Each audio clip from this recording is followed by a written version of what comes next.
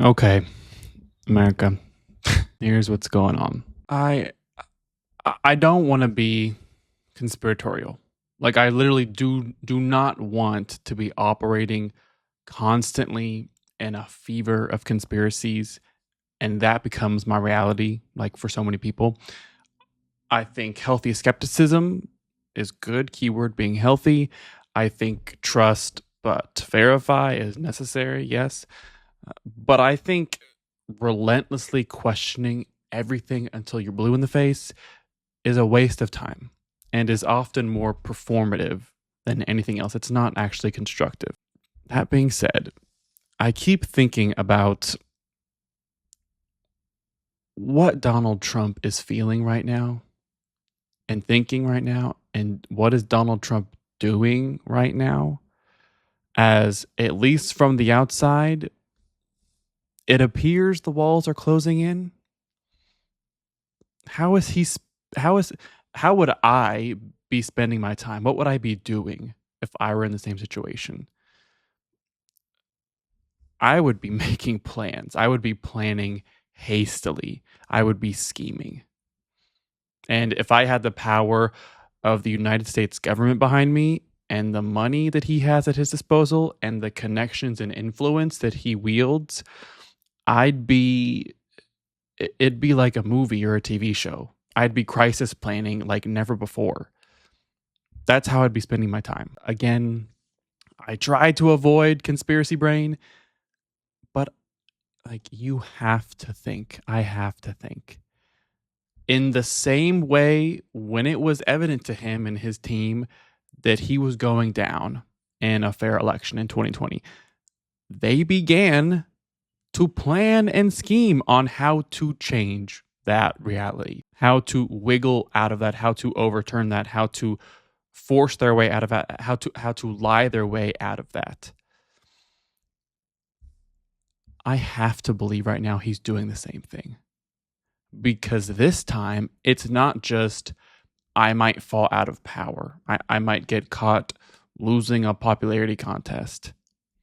This time it's existential. And I feel like behind those gates at the White House, behind those walls, behind those doors right now, I feel like they are cooking up something wicked. They've already been trying. They've already begun that process. They've been caught in public, out in the open, pressuring Republican Congress people to change course. They're bringing in the director of the FBI of the United States of America, the Attorney General of the United States, bringing in federal law enforcement to pressure Congress people to change course, to not vote for these files. Take it out of the whirlwind of now and the politics of now. Just imagine you are reading a history book, and in this history book, this happened like, I don't know, 100 years ago. You're reading about a US president and an administration with an encroaching scandal getting bigger and bigger, for which the answers they had to the questions, really bad, scary questions, the answers are getting less and less convincing, providing less and less cover, making less and less sense. And so that president 100 years ago starts to panic and strong arms the rest of the federal government. He brings in J. Edgar Hoover from the FBI and the People's Attorney General to the Oval, summons them to help him orchestrate a massive cover-up and pressure campaign using the most powerful people in the government to service his scandal and his cover-up. It would be something you would read and say, damn, I can't believe we had a chapter like that in this country. That's what's happening right now. I think this is consuming him. A sex trafficking scandal is consuming the president of the United States of America. Very bad. And I think he is spending all of his time figuring out how to cover it up and take the cover up to the next level. Also very bad that's how he's spending his time. And I'm sorry, I'm really going QAnon here, but the emails that were just released showing Epstein and his allies openly plotting back then and bragging about their ability to blackmail Trump once he took office. And then Jeffrey Epstein, an extremely proud narcissist who obviously never ever, even after he'd been caught, thought that he'd ever face the consequences, ends up offing himself in prison while Donald Trump is president the first time.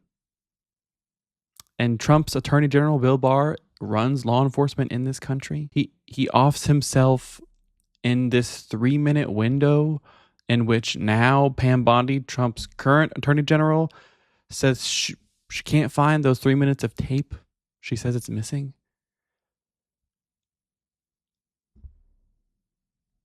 And just now, tonight, President Trump has withdrawn his support for Marjorie Taylor Greene because she won't shut up about the Epstein files and the distraction they're causing from the administration from working to actually bring prices down. President Trump just attacked me and lied about me. And of course, he's coming after me hard to make an example to scare all the other Republicans for next week's vote to release the files. It's astonishing how hard he's fighting to stop the Epstein files from coming out. It's so obvious at this point.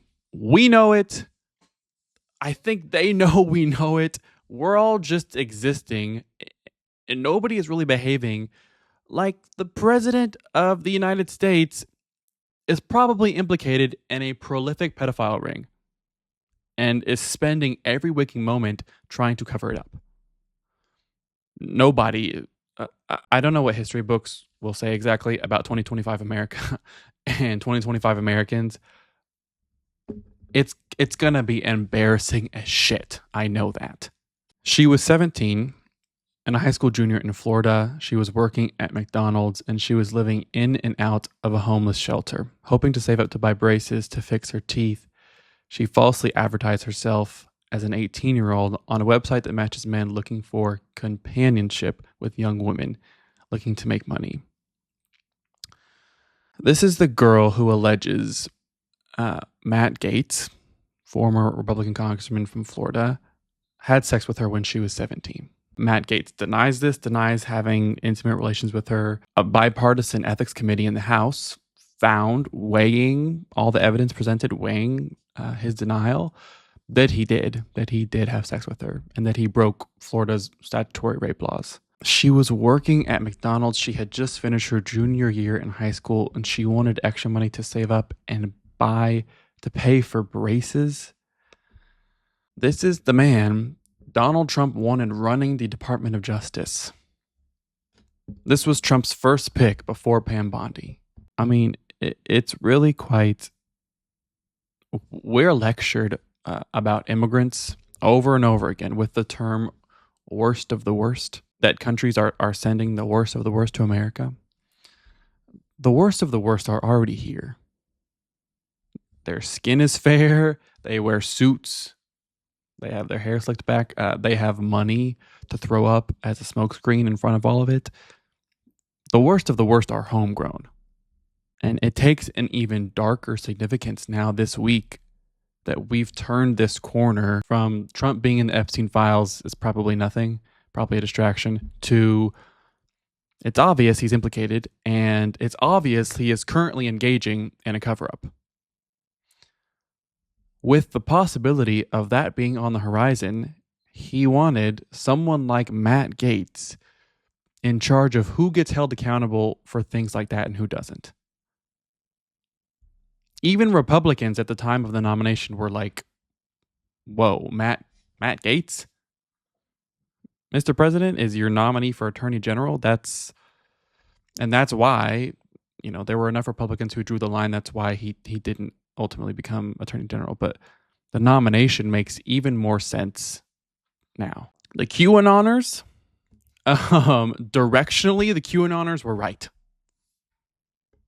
There is a vast group of high-powered businessmen and politicians in this country taking part in or excusing rings of unthinkable transgressions. The part they missed is that a lot of the people they trusted to expose it are actually a part of it. It's like straight out of a movie. As for Epstein, I've said this before, but just as a reminder, I do know somebody very, very close to this case who is in a position to know Jeffrey Epstein, in this person's view, was not a pedophile. This is this person's view, who was there for a lot of this, but that he was into the barely legal type. Like he liked 15-year-old girls. And I realize this is disgusting. I'm definitely not trying to make an excuse for this. I'm just giving you facts.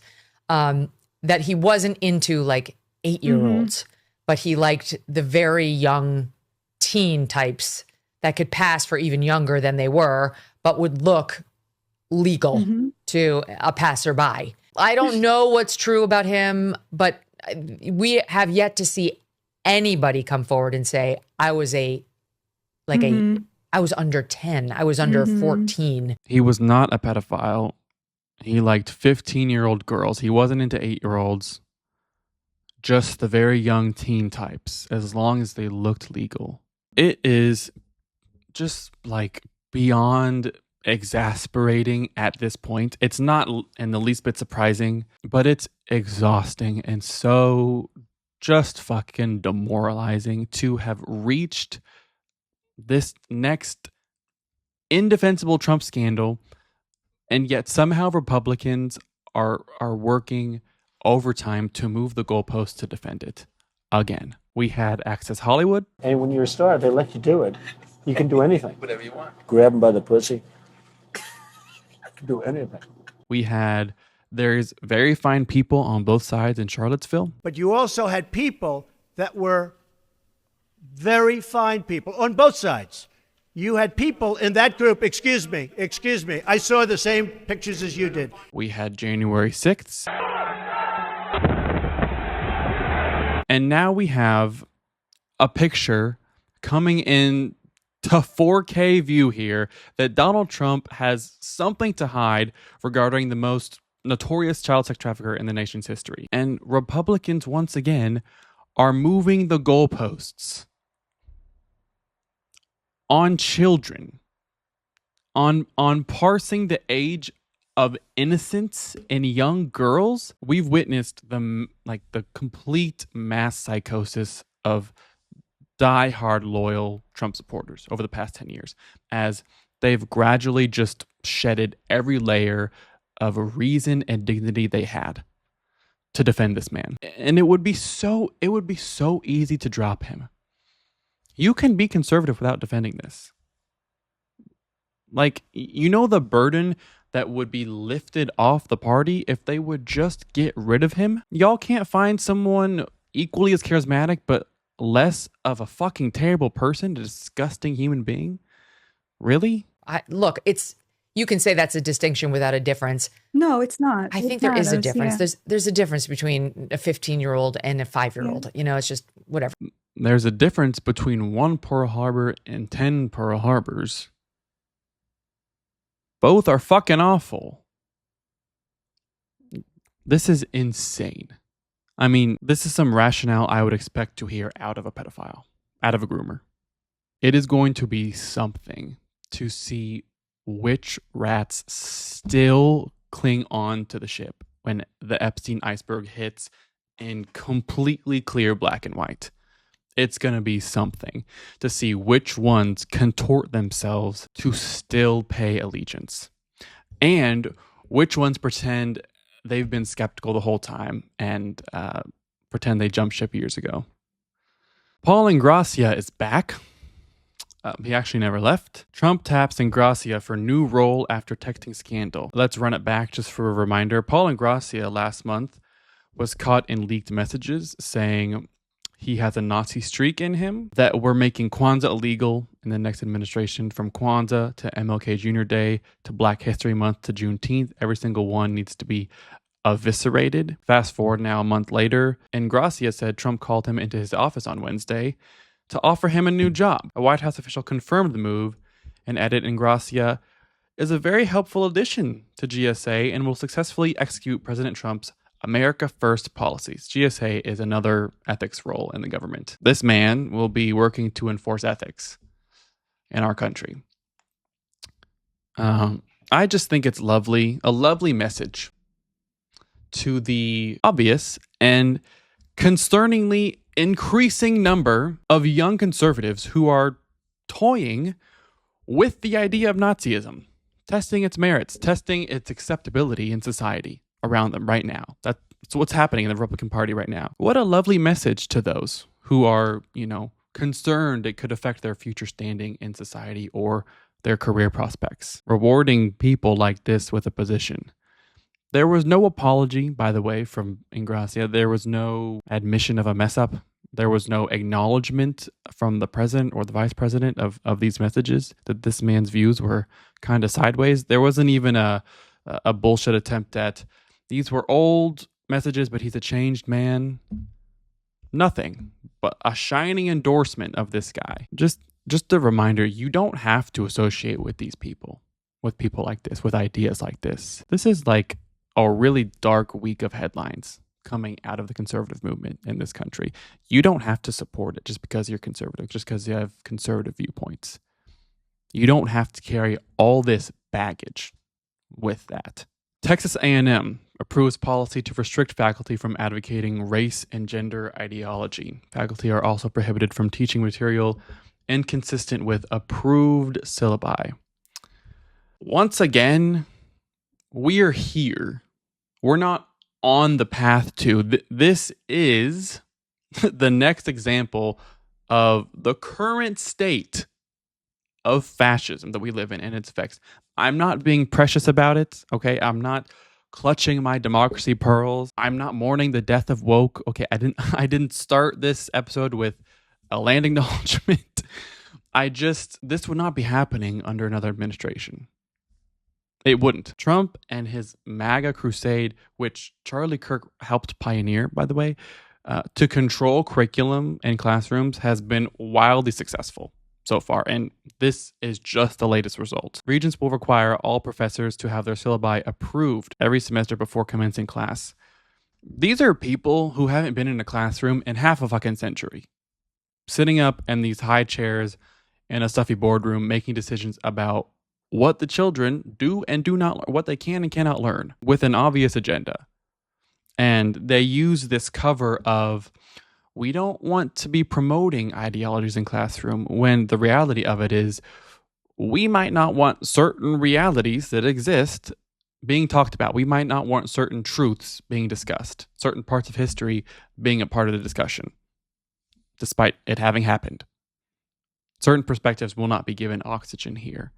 That's what it is. 10 people, all professors, testified on the items, with 8 speaking against, only 2 in favor. The vagueness of the language is problematic, said Andrew Klein, a professor of geography.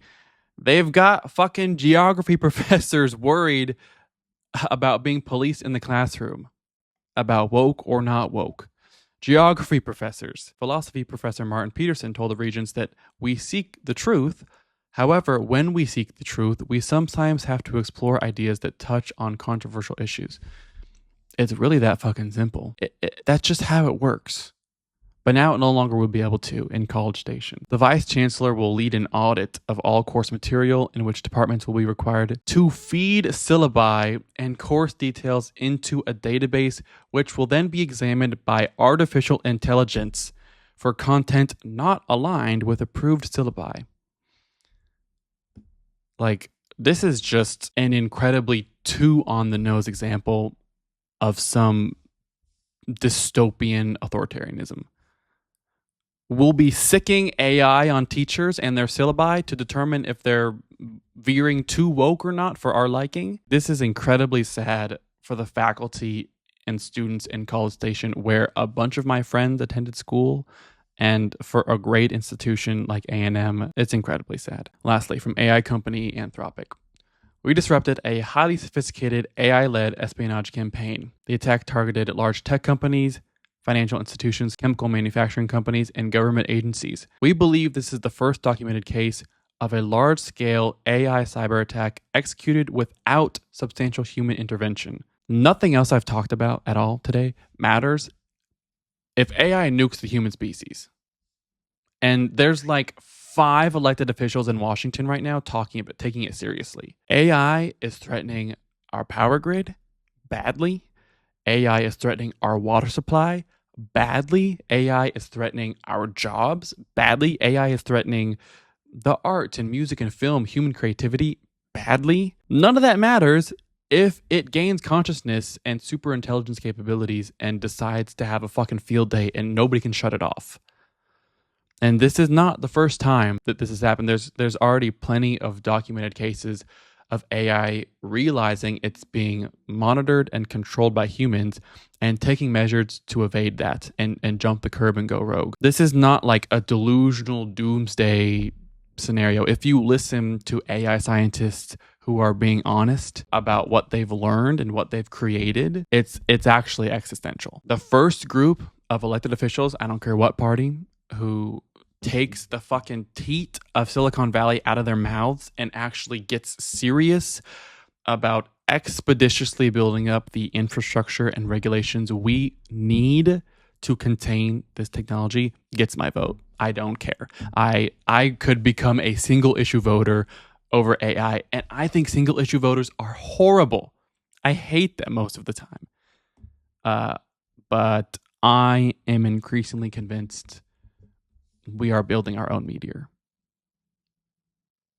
Like the one that took out the dinosaurs. Here we are, America.